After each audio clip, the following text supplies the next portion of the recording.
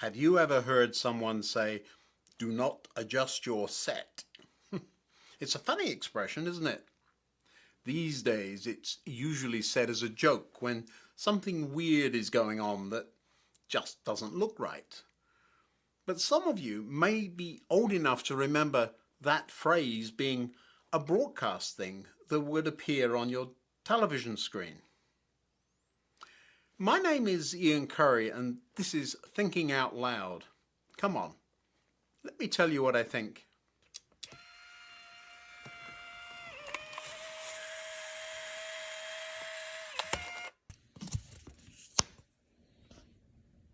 A few weeks ago, I showed you this test card and said all sorts of adjustments could be made using it.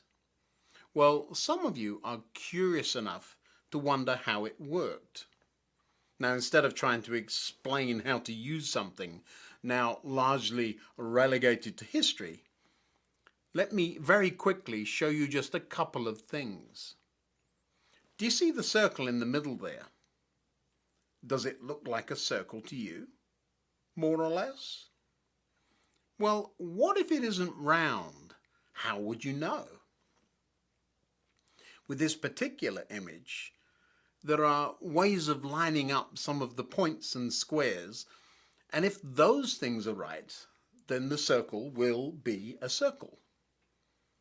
Our eyes get used to adjusting to things, and even if the circle weren't actually round, we'd see it as round because that's what we're expecting to see.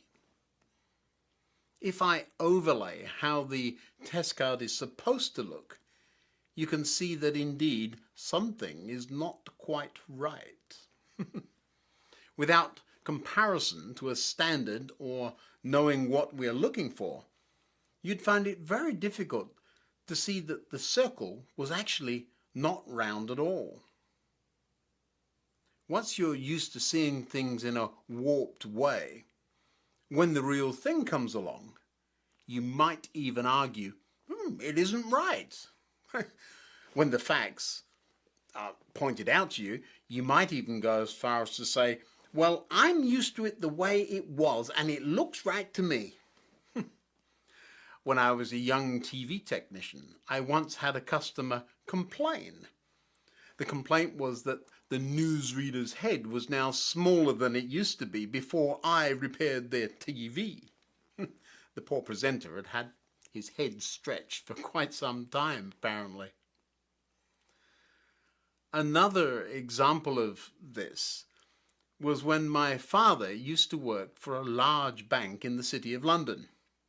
One of the jobs he had was to count old banknotes that were being taken out of circulation by hand before they were destroyed. The reason for doing that wasn't just to double check how much money was being burned, but also to have my father's hands on real notes for an extended period of time. Occasionally, he would find a forgery as he counted. Ooh. Even though he was, of course, counting at a very rapid pace, he could still pull out a forged note at speed.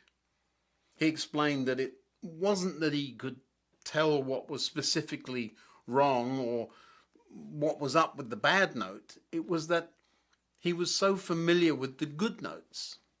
And when something different came along, it was easy to see because it wasn't quite right.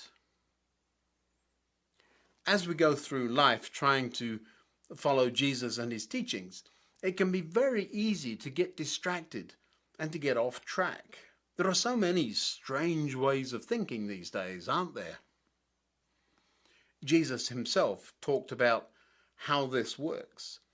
Jesus spoke of having to listen to God and obtain understanding.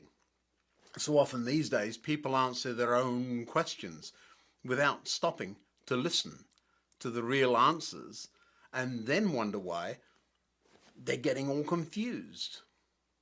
To those who listen to my teaching, more understanding will be given, and they will have an abundance of knowledge. But for those who are not listening, even what little understanding they have will be taken away from them. Jesus often told parables or stories that helped illustrate what he was saying.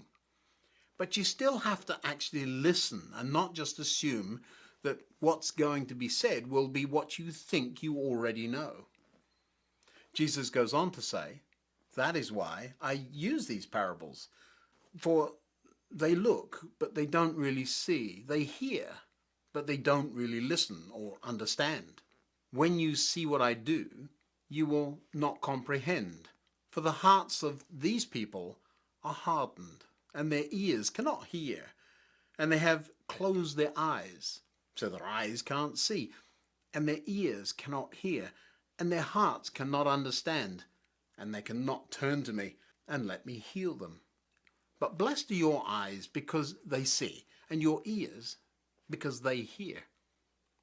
Perhaps because I travel so much, I notice the very large differences between not only expressions of worship, but also of the weirdnesses that creep into our own ways of thinking. Culture and faith have strong links, and whenever those two things are in conflict, it can be very jarring. For me, growing up in a rather traditional English home, it never occurred to me that you would put ice into tea, for example. Well, that has nothing to do with worship or God or following Jesus. The first time I came across iced tea being a thing, that was all I could think about. The person drinking it may well have been telling me the secrets of the universe, but I couldn't stop thinking about how horrible a thing it was to ruin a perfectly good cup of tea. Distractions aside, God has put things in place that point us in his general direction. If we choose to be distracted and add our own strange things to the mix, we'll never see or understand the glory of God that is, of course, so magnificent. Being distracted from following Jesus, worshipping God and obeying his way of doing things, just adds clutter to something beautiful. They know the truth about God because he has made it obvious to them. For since the world was created, people have seen the earth and sky. Through everything God made, they can clearly see his invisible qualities, his eternal power and divine nature, so they have no excuse for not knowing God. I've always loved the fun way God often says to look at things you can't see, or in this case, can clearly see his invisible qualities. That's a fun way of describing the concept of faith, isn't it? Seeing things that are invisible. The idea there, though, is that there is no excuse for not knowing God because of all the things that point to him and his existence. Yes, they knew God, but they wouldn't worship him as God or even give him thanks. And they began to think up foolish ideas of what God was like. As a result, their minds became dark and confused. Claiming to be wise, they became utter fools. And instead of worshipping the glorious, ever-living God, they worshipped idols made to look like mere people, and birds and animals and reptiles. It's interesting how something as simple as not thanking God and claiming to be wiser than he is can lead us into the jolly strange place of worshipping things that other people have made to look like animals or birds. How weird is that? There is, of course, a big difference between cultural differences, well, like putting ice into perfectly good tea, and doing things that are not only illogical, like worshipping something someone else has made, but also in direct contradiction to things God says to do. Being a follower of Jesus removes the idea of choosing to do weird things with faith and belief. Jesus has a really interesting way of boiling things down to their essence. Love God, love people, leaves very little room for anything else. Comparison to that standard that simple command of loving our neighbour is so much easier to see when we compare what we are doing to the ultimate standard of how Jesus did things. As always, if you've enjoyed this video, please click the like and subscribe and all those other wonderful clicky things. But until next time, goodbye.